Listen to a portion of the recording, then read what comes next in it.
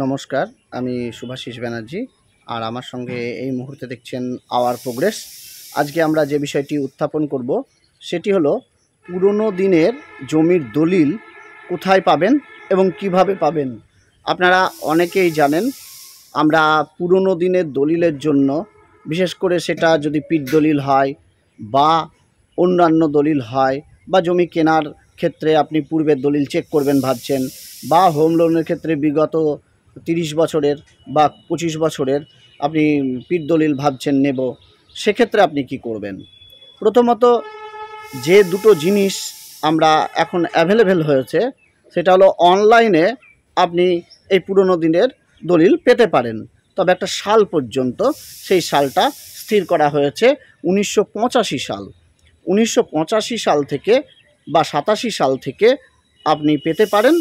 একবারে বর্তমান 2000 আজকে 25 সাল পর্যন্ত কিন্তু এই দলিলের আপলোড রয়েছে। আর বর্তমান সময়ে যত দলিল হচ্ছে সবই তো আপনারা অনলাইনে পেয়ে যাচ্ছেন, এটা তো কোনো অসুবিধা নেই।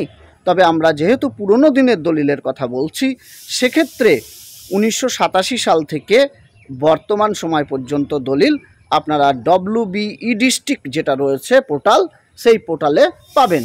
এবার WBE ডিস্ট্রিক্ট পোর্টালে কিভাবে পেতে হয় সে বিষয়ে আমাদের বিস্তারিত ভিডিও রয়েছে, আপনারা দেখে নিতে পারেন।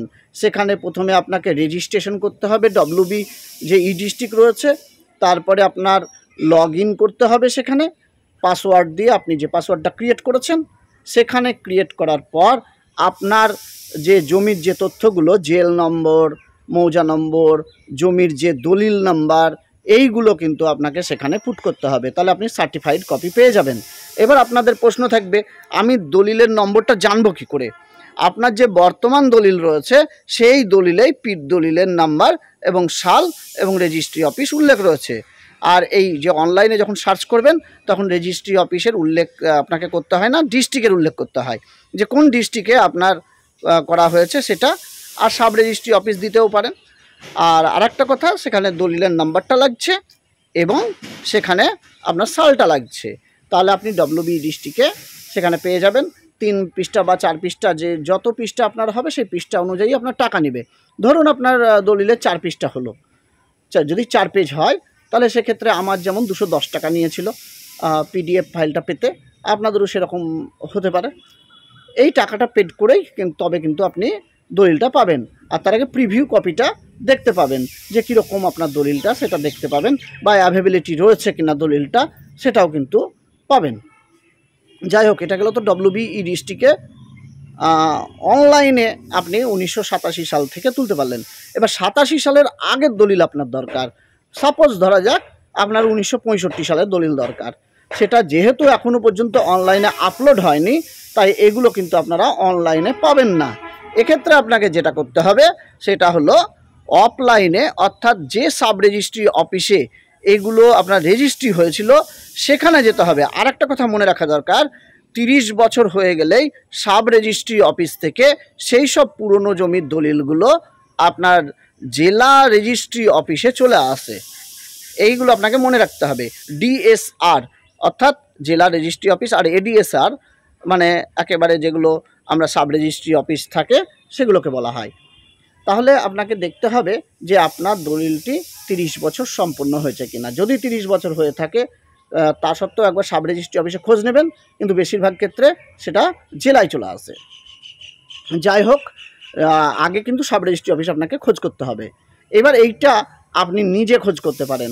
অনেকে মোহরির মাধ্যমে খোঁজ করে, মোহরি সেক্ষেত্রে কোনো জায়গায় 1000 টাকা, কোনো জায়গায় 1500 টাকা, বা কোনো জায়গায় 500 টাকা এরকম চার্জ করে থাকে। তবে আমরা বলবো এটা আপনি নিজেই করতে পারেন, যদি আপনার সময় থাকে তাহলে আপনি নিজে রেজিস্ট্রি অফিসে গিয়ে যদি আপনার সাল এবং দলিল নম্বর জানা থাকে তাহলে কিন্তু এই সুযোগটা আপনি পাচ্ছেন। আর যদি সাল আর দলিল নম্বর না জানা থাকে তাহলে আপনি WBE রেজিস্ট্রেশন যে ওয়েবসাইট আছে সেই ওয়েবসাইটে জমির, অর্থাৎ জমি যে এরিয়াতে, সেই এরিয়ার উল্লেখ সেখানে করে, জমির লোকেশন উল্লেখ করে, জমির মৌজা নম্বর উল্লেখ করে, জমির দাগ নম্বর উল্লেখ করে সেখানে একবার সার্চ করে দেখে নিতে পারেন যে আপনার নামের জমি আর কোনো দলিল সেখানে রয়েছে কিনা WBE রেজিস্ট্রেশনে, ওখানে দেখতে পারেন। কিন্তু সেখানে আপনাকে দলিলের বিশেষ করে তথ্য দেওয়া হবে যদি আপনার সেই তথ্যটা থাকে। সাল অনুযায়ী আপনাকে চেক করে করে দেখতে হবে, সেক্ষেত্রে এটা খুব টাফ ব্যাপার। তবুও যেহেতু এটা অনলাইনের বিষয়, আপনি চেক করে দেখতে পারেন। তবে 2008 সালের পর্যন্ত এগুলো অ্যাভেবিলিটি থাকে, তার আগের অ্যাভেবিলিটি অতটা থাকে না ডব্লিউবি রেজিস্ট্রেশনে, তাও চেক করে করে আপনি দেখে নিতে পারেন। বা নাম ওয়াইজ যে নামের ব্যক্তির নামে দলিলটা থাকতে পারে তার নাম অনুযায়ী, সাল অনুযায়ী এটা চেক করে দেখতে পারেন। সেক্ষেত্রেও দলিল নম্বর চাইবে, সেটা একটা অসুবিধার কারণ হতে পারে।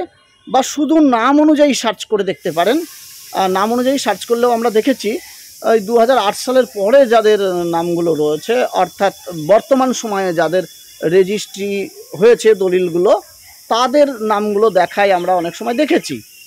তবে বিষয়টা যতটা আমরা সহজভাবে বলছি, বিষয়টা মোটেই ততটা সহজ নয় যে আপনি সব কিছুই হাতের কাছে একেবারে হাতের মুঠোর মধ্যে পেয়ে যাবেন, তা নয়। বিষয়টা কিন্তু আপনাকে একটু পরিশ্রম করতে হবে, বা অনলাইনে যে নির্দেশগুলো আমরা দিলাম সেভাবে যদি আপনি এগোন। আবার অনেক সময় সার্ভার ডাউন থাকে, আপনি যখনই হয়তো কোনো কিছু পুট করলেন, সঠিক তথ্য যখন পেল না বা কোনো কিছু সার্ভার ডাউন থাকলো, তখন কিন্তু আপনার সার্চিং নট ফাউন্ড বলে দেখাতে পারে। এগুলোও কিন্তু হতে পারে আপনাদের ক্ষেত্রে। সেজন্য সব সময় তথ্য নিয়ে তবেই যদি সেখানে যান, বা আপনার যে হাতে তো এখন মোবাইল ফোন সবার রয়েছে, আপনারা ফেসবুক, ইউটিউব বা অন্যান্য সোশ্যাল মিডিয়ায় সবাই অ্যাক্টিভ রয়েছেন। সুতরাং এটা আশা করা যায় যে আপনারা WB district user ID password দিয়ে আপনারা খুলতে পারবেন, কিংবা ডব্লিউবি রেজিস্ট্রেশন যে ওয়েবসাইট, সেখানে ইউজার আইডি পাসওয়ার্ড কোনো কিছু লাগে না, সেখানে সার্চ করতে পারবেন। একটু ধৈর্যের দরকার, একটু ধৈর্য ধরলে হয়তো প্রথম দিকে আপনি সফলতা নাও পেতে পারেন, কিন্তু পরবর্তী সময়ে সফলতা পাবেন। ট্রাই করতে করতেই মানুষ শেখে। সুতরাং পুরনো জমির দলিলগুলো যে সময়ের অ্যাভেবিলিটি বললাম অনলাইনে 1987 থেকে 2025, আর এইদিকে ডব্লিউবি রেজিস্ট্রেশনে আপনি 2008 সালের পরে যেগুলো রয়েছে সেগুলোর অ্যাভেবিলিটি পাওয়া যায়। তবে চেষ্টা চলছে আরও এখানে আপডেট করার বা আপলোড করার। আর তার আগের 1965, 1971, 1959, 1960 এইগুলো যদি পেতে চান, তাহলে আপনাকে অফলাইনে যেতে হবে। অফলাইন অর্থাৎ রেজিস্ট্রি অফিসে। আর সেগুলোর সম্ভাবনা সাব রেজিস্ট্রি অফিসে খুঁজে পাওয়া খুব কম, সেগুলোর সম্ভাবনা বেশি থাকে জেলা রেজিস্ট্রি অফিসে। আবার অনেক সময় জেলা ভাগ হয়ে গেছে, যেমন ধরুন মেদিনীপুর আগে একটাই ছিল, এখন পূর্ব মেদিনীপুর, পশ্চিম মেদিনীপুর। সেরকমই বর্ধমান তো একটাই ছিল, এখন পূর্ব বর্ধমান, পশ্চিম বর্ধমান। সেই জন্য আপনার হয়তো পূর্ব বর্ধমানে জমি রেজিস্ট্রি হয়েছিল দলিলটি, সেটা এখন পশ্চিম বর্ধমানেও আপনার পাওয়া যেতে পারে।